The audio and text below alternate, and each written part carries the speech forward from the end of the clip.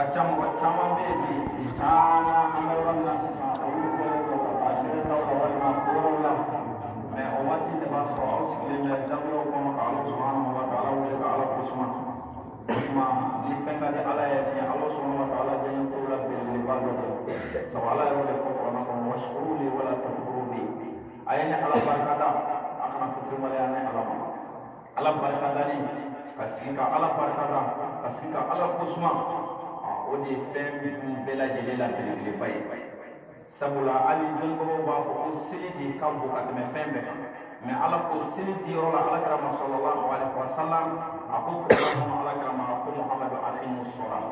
inna salata tanha anil fahsya'i wal munkar wa la zikrullahi akbar ako mawadu sedi ke sababu ka mo jugonya ka bo kongola abike sababu ka mo jugonya ka bo kujugula o nga ko femi nga bo katima be ka o de nziru we Allah subhanahu wa ta'ala kusmai o de ka bo katima be ka do be sedi o ba so ala sunte ala ko ere pambe e be sedi la ma hakli ba ka mo na ko ko do be sedi la o hakli ba la duna do kan na fa ya do be sedi la o hakli be fa ya nga ko ika ala ere kusma ibsuna ibna baraw barake ika ala jeni ka dona ko ibna fengo fenge ika ala jeni ka dona wal makis ika Allah subhanahu wa ta'ala kusma o ma ka ko de ala ko bele de la bele bi bay o de ka bo ka ma be ni bina mo ko ni mi eske ne ka de ala e ba to ni bina shani ke ni mi eske ne ka de ala e ba to ni bɛ cɛni fɛn suguya o suguya kɛ ala ko ta suguya o suguya kɛ n'a nana i kɔnɔ ka fɔ est-ce que nin bɛ bɛn ala ma o tuma i b'a to yen ɔ k'o de ka bon ka tɛmɛ fɛn bɛɛ kan i n'a fɔ an sigilen filɛ a la cogo min na sisan o la an ka kuwa a n'an ɲɛ jɔyɔrɔ n'o ye alhaji sheikh amadu siribe banuwa amadu rahmatullah sunka ani malamiya kana mugula farala sabu ma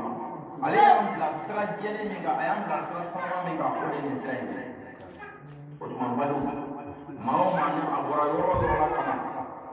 an ka karamɔgɔw n'o ye an ɲɛ jɔyɔrɔ ye bi n'o ye banuwa burama ani banuwa musa n'u tɔgɔnu o tumana fɛ u ko k'u ka foli lase bɛɛ lajɛlen ma an bɛ hukumu min kɔnɔ hukumu dogolen tɛ an ka kuruwa a n'an ɲɛ jɔyɔrɔ a y'a ka ɲɛnamaya bɛɛ lajɛlen kɛ fɛn min na o de ye alakira musa fa sallallahu alaihi wasallam ka diinɛ bɛ se ka san sɔrɔ cogo jumɛn na a bɔra o ɲɛɲinili de kama wa a ye ɲɛ min sɔrɔ o la a nana ka na i sigi o ɲɛ de kan a ye an bɛɛ lajɛlen de bila o sira kelen kan ni an b'o de sira de kan o tumana fɛ alakira ko kun t'a bolo kulonna alakira ka bangeni a y'a wajibiya a yɛrɛ kan a bɛ san caman bɔ bi hali n'a sɔrɔ a se t'a ye a b'a ɲini cogoya o cogoya a b'a ɲini walasa alakira musa fa bangela a bɛ se ka ɲɛnamaya cogo min na wa a b'a ɲɛnamaya o tumana fɛ badenw an bɛ o de hokumu kɔnɔna na Sheikh Amadu Siribe banuwa amadu a y'o mawuluduba min ni a tun bɛ o kɛ o tumana fɛ o mawuludu ye ala sɔnna ma an ye o labɛn k'a fɔ a bɛna kɛ wa an bɛ hokumu min kɔnɔ o ye ka fara an yɛrɛ ka ɲɛ jɔyɔrɔ n'o ye Sheikh Amadu ye banuwa amadu ala subhanahu wa ta'ala ye a weleli min kɛ ka taa ka hinɛ na ala ye a sabatili min kɛ a ka hinɛ na o tumana fɛ o tile 40 ka o fana ɲɛnamaya ka dugawu kɛ sewo ye ani silamɛsu bɛɛ lajɛlen o tuma an bɛ hukumu min kɔnɔ nin de don Sheikh Amadu banuwa amadu a ma kulonkɛ ala ko la ni ala ma bato ale kunna ni ala ma wele a ye o tuma na fɛ an bɛ siga ala ko maw yɛrɛ la sabu ala ko in tansurullaha yansurukum wa yusabbita aqdamakum n'aw ye ala dɛmɛ muminu ni ye ne ala dɛmɛ a ko ne ala yɛrɛ b'u dɛmɛ wa n b'i se sabati i taalen kɔfɛ n bɛ tila k'i kɔ sabati u na ala wele u ye fo ka taa fɔ ko ala ka wele sira a kelen kelen fɛn o fɛn na wa an b'o de hokumu kɔnɔ bi Sheikh Amadu Siribe banuwa amadu ala yɛlɛ du ta an ye a ko seli su maa minnu sara ale ala kosɔn maa minnu sara ale ala ka sira kan k'an kana fɔ olu ma fiyewu ko su don bali ahya'un inda rabbihim ɲɛnamaw don u dabama yɔrɔ wa ala bɛ o gɛrɛsɛgɛ ala b'u gɛrɛsɛgɛ fɛn na fɛn min ni u yɛrɛ bɛ o fɛ tigitigi ala bɛ o gɛrɛsɛgɛ o la o tuma Sheikh Amadu a bɛ o de hokumu kɔnɔ ala bolo bi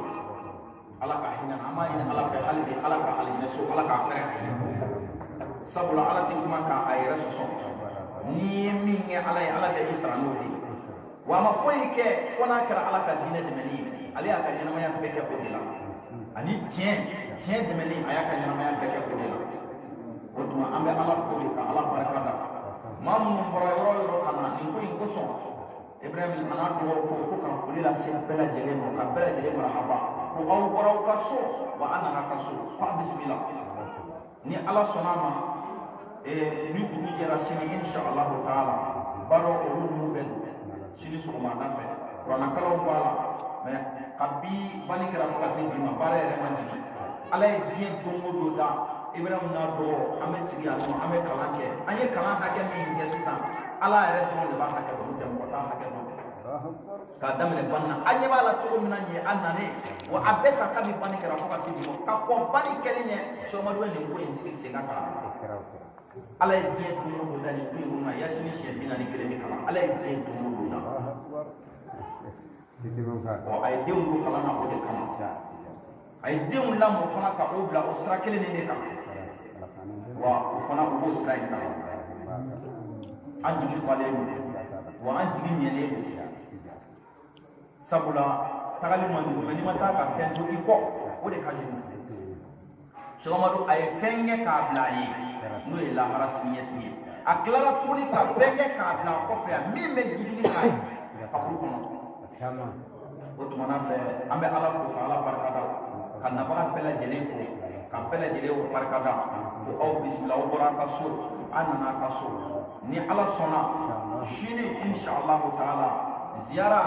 ani a tɔgɔ bɛ di sɔgɔmadu ka tile 40 ka taa se mawuludu ma ni ala sɔnna o baaraw an bɛna bɛɛ lajɛlen n'u don sini o tuma bɛɛ lajɛlen ka dugawu kɛ hali bi sɔgɔmadu kɔ ye n'o ye a ka denbaya ye ni ala sɔnna a ye dugawu k'u ye